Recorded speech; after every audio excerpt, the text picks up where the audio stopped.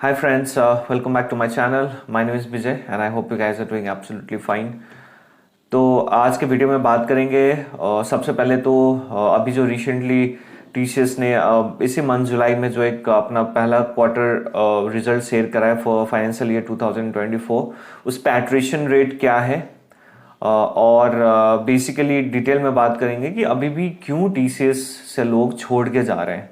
ठीक है, तो बेसिकली आज का मेन मोटो यही होगा कि मैं कुछ अपने हिसाब से कुछ रीजंस बताऊंगा और उन्हीं रीजंस के कारण most of them leave TCS.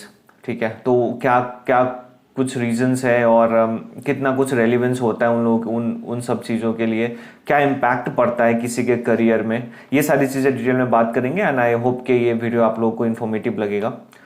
तो वीडियो को स्टार्ट करने से पहले अगर आप लोगों ने मेरे चैनल को अभी तक सब्सक्राइब नहीं किया है then do consider subscribing my channel as well.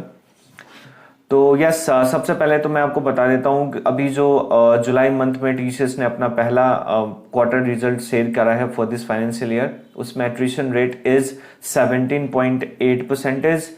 तो सबसे पहले तो एट्रिशन रेट आप इसको ऐसे समझ सकते हो कि कितने लोग छोड़ के जा रहे हैं, उसको अगर आप परसेंटेज में कैलकुलेट करोगे तो दैट इज 17.8%. नाउ अच्छी बात यह है कि पिछले क्वार्टर में जो मार्च में रिलीज हुआ था which was last quarter for previous financial year, उसमें टीसीएस का एट्रिशन रेट था 20.9%. तो डेफिनेटली ये कम हुआ है, तकरीबन 3% से कम हुआ है. बट 17.8% स्टिल हाई नंबर और डेफिनेटली उसके पीछे तो रीजंस होंगे ही कि क्यों, कुछ तो रीजन होगा तभी तो लोग छोड़ के जा रहे हैं, राइट. तो वो सारी चीज़ें बात करूंगा मैं. तो अब सबसे पहले तो मैं आपको बता देता हूँ कि ये अब जो रीजंस है ना, सबके अपने अपने रीजंस होते हैं, राइट. और सबका अपना अपना पॉइंट ऑफ व्यू होता है. सबका करियर, हर किसी का करियर उसके लिए उसको ना आप जनरलाइज नहीं कर सकते. हर किसी का अपने करियर में उसका अलग सॉर्ट ऑफ एक्सपीरियंस होता है, राइट.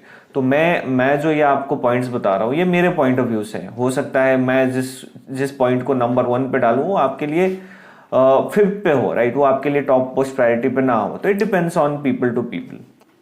ठीक है, तो मेरे हिसाब से सबसे पहले रीजन है दैट इज पैसा. तो बेसिकली सबसे पहले रीजन होगा लो हाइक, और उसको बेसिकली आप लो पैकेज भी बता सकते हो. तो अब क्यों, राइट. तो सबसे पहले हम सबको पता है कि हाइक्स बहुत ही कम होता है टीसीएस में. डबल डिजिट पे तो कभी नहीं होगा, it will be in single digit, और वो भी आपके बैंड के हिसाब से होता है. ए बी सी में थोड़ा सा ज़्यादा आपको 7-8 मिल जाएगा, बी में 5-6 मिल जाएगा और सी में 3-4% मिल जाएगा. और जिस हिसाब से आपकी महंगाई बढ़ रही है, राइट, जिस हिसाब से चीज़ें महंगी होती जा रही है, तो उस हिसाब से ये 5-6-7% इज बहुत ही कम है. और आप दिन ब दिन गरीबी होते जाओगे बेसिकली अगर आप लंबा टाइम टिकोगे तो सबसे पहले रीजन ये है. और दूसरा तो डेफिनेटली अगर आप एज अ फ्रेशर्स आपकी हायरिंग हो रही है टीसीएस में तो बहुत ही कम पैकेज पे आप आओगे, और 2-3 साल में आपको पता चल जाएगा कि यार my career is going nowhere.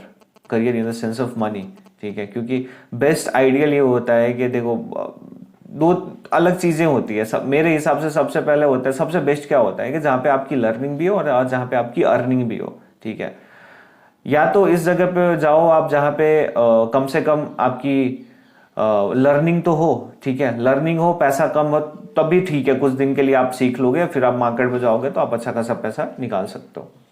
और ऐसे जगह पे ना रहो जहाँ पे आपकी लर्निंग भी ना हो और अर्निंग भी ना हो, तो वो तो सबसे वर्स्ट हो जाता है. ठीक है, नाउ सेकेंड चीज जो मेरे हिसाब से है वो है प्रमोशंस, पेंडिंग प्रमोशंस, जो जिसके लिए जो भी एम्प्लॉय डिजर्व करता है, राइट, उसको उसके प्रमोशंस पे भी ना टीसीएस काफी सारा टाइम लगा देती है. दे वेस्ट देयर टाइम. ठीक है, छोटे छोटे प्रमोशंस के लिए भी 1-2 क्वार्टर वेट करा देती है. तो बड़े प्रमोशंस का आप हिसाब किताब तो आप खुद ही समझ सकते हो. ठीक है, तो और एक तो वैसे ही हाइक कम देती है और ऊपर से प्रमोशंस पे ठीक ठाक आपका 12-14% के आसपास हाइक मिल जाता है, राइट, उस पर भी डिले कर देती है. तो ये फ्रस्ट्रेशन ऐड करता है किसी भी एम्प्लॉयज के लिए. ठीक है, तो सेकंड आपका ये हो गया. थर्ड मेरे हिसाब say that is project allocation. सबसे पहले नाउ प्रोजेक्ट एलोकेशन में अगर आपकी हायरिंग किसी एक स्पेसिफिक प्रोजेक्ट में हुई है, मैं लैटरल हायरिंग की बात कर रहा हूँ, आपकी हायरिंग किसी एक स्पेसिफिक प्रोजेक्ट में हुआ है तो फिर तो वेल एंड गुड है, ठीक है। लेकिन अगर आपकी बल्क हायरिंग हुई है, ठीक है, तो फिर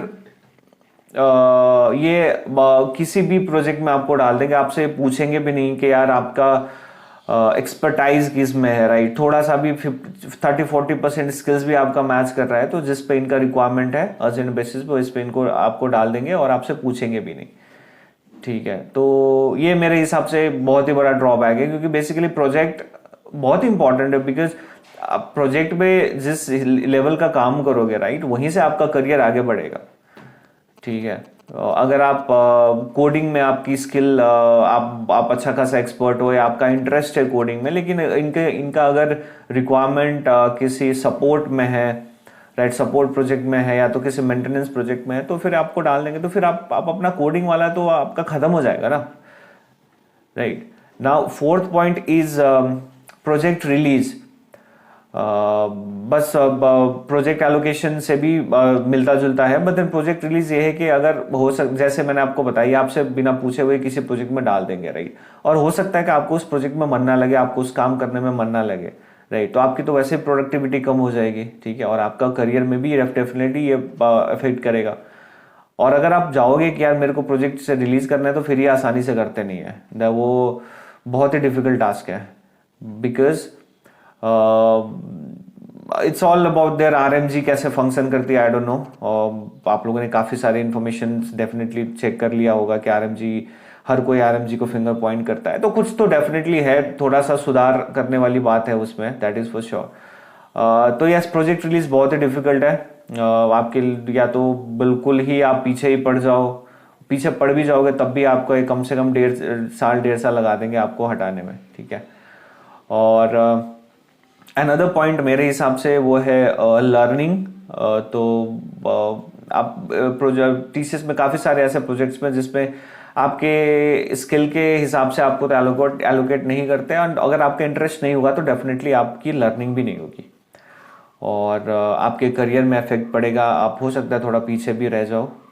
और फिर यही सारी चीज़ें होती है, कितना यार कोई कितना तक ही सह सकता है, 1 साल 2 साल निकाल कर फिर तो बंदा छोड़ ही देगा, क्योंकि अगर उसके हिसाब से चीज़ें नहीं चल रही है तो यस, मुझे लगता है कि यही सारी चीज़ें हैं। और मैं फिर से बताता हूँ कि ये मेरा पर्सनल पॉइंट ऑफ व्यू है, आप लोगों का पॉइंट ऑफ व्यू अलग भी हो सकता है। तो yes, thank you so much for watching this video and keep supporting this channel.